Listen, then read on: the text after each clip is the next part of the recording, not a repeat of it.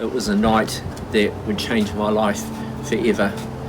We were celebrating to go to the Led Zeppelin movie. The song remains the same, and I'd just broken up with my girlfriend, and so we needed drugs and alcohol to get us by, as we do on a Friday night, and the movie was gangbuster. It was amazing. We were in Queen Street on a Friday night. It was so busy and noise everywhere, and as we came out of the movie, we went into the car, and my mate said, let's go to the Savage Memorial. At that moment, it was like someone came and put their fingers in my ears, and the whole place went quiet, and I heard a voice say, don't go up there, don't go up there. And I turned to my sober driver and I said, why did you say that? He said what? And I said, I heard a voice say, don't go up there. And they go, oh man, you're stoned, you're hearing things. So we go up there, and every Friday night it's like 50 cars, people partying and celebrating. But this night there was only 3 cars, and as we're going into the car park, my sober driver says, man, it feels creepy here. And my backseat mate who'd been drinking said, yeah, I agree, man. And so we're sitting on the bonnet of the car. The driver sees these lights in the distance, and he starts walking in a trance-like manner towards it. And my other mate says, don't walk over there, we've got to go on the bonnet of the car. And he said, what made you say that? And he said, I heard a voice like Wayne did. So we're on the bonnet of the car, we go towards this light, and it was a moment of hell. We'd never experienced anything like this before in our lives, and through the bush and by the gravesite was a fire, and we saw about a dozen demonic figures around the fire, and it literally scared the hell out of us. And they were weird shaped, and we all 3 of us saw them, and in a moment I was sober. We jump in the car and we shoot across town to Avondale to a party. We walk in and our friends say to us, you look like you're seeing ghosts, boys. And we said, yeah, about 12 of them.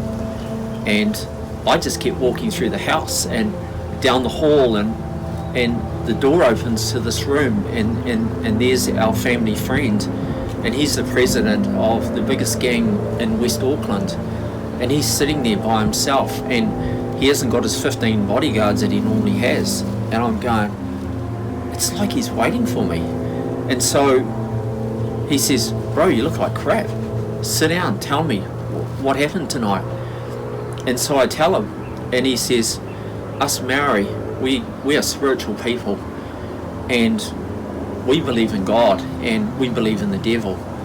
And I want to tell you tonight that if God's got your back, he's got your back.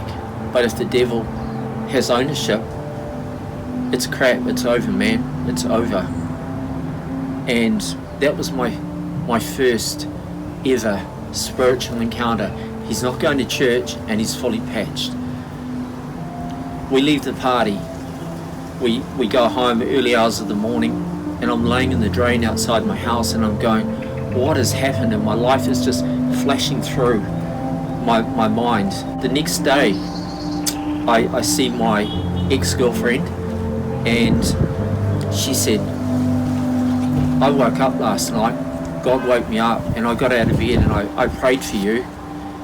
And she said, and then I went and told my mum and dad, and we're worried about your life. 2 weeks later, I'm going to a meeting at Alexandra Park, thousands of people at the racecourse on a Sunday, and here's this guy, and he's an ex-bank robber, and he's preaching about how he got healed.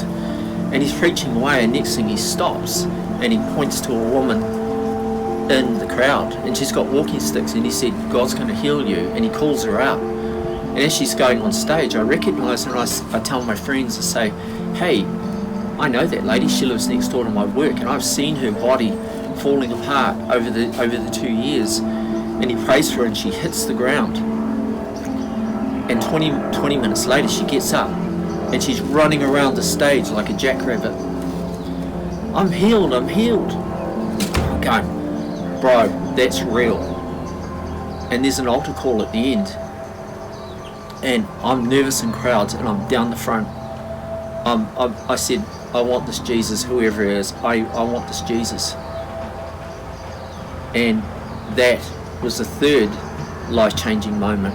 And the last thing that happened, I'm at home, and I'm feeling totally transformed. I don't know what that means, but I feel really different.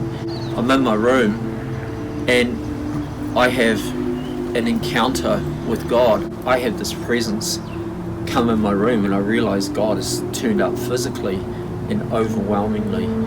And I lock myself in my room, and I'm just experiencing His presence in an incredible way.